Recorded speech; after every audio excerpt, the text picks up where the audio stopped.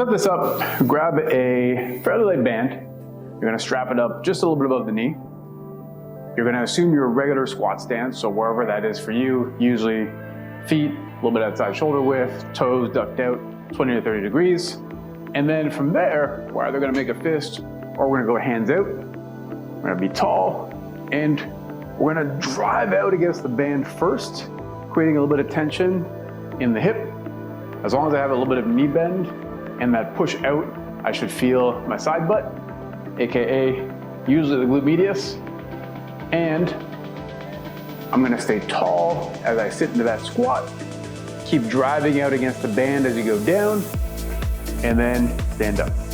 The key thing to watch out for when doing this banded squat is, as we go down, there's gonna be this urge to let the knees close off, which defeats the purpose of the movement, because we're mostly relying on our quads when we do that. What we're looking for is way more action through the glute. So we need to make sure to allow the knees to open far enough in order for us to squat down between our feet. So sometimes that means that we can't do that. The stance might be a little too narrow. So you might need to open up your stance to, again, that just outside hip width. But if we go too wide on the opposite end of the spectrum, we still won't get the most that we can out of this movement, because one, we won't be able to squat down comfortably, and two, it just doesn't allow us to really drive out our knees because we're already wider than our knees with our feet.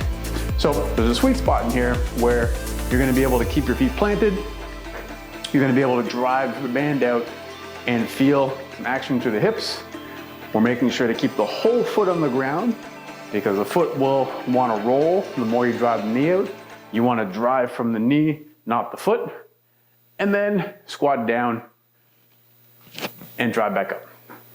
One last tip for this movement is that if you choose a band that is too heavy, has too much tension, then what will happen is it'll really throw off the movement, and you'll find that you end up folding over your thighs rather than being able to squat down. That tells you that either the key component that we talked about just a few seconds ago here aren't getting done, so we're not driving the knees out, we're not sitting down between our knees, or the band is just way too heavy to allow us to do that. So it's pulling the knees together too hard for the amount of strength that you have available at the hip. So it's super important that you choose a band that's appropriate. I would always start on the side of a lighter band rather than a heavier band and work up to make sure that I have the position right. All right, hope that helps.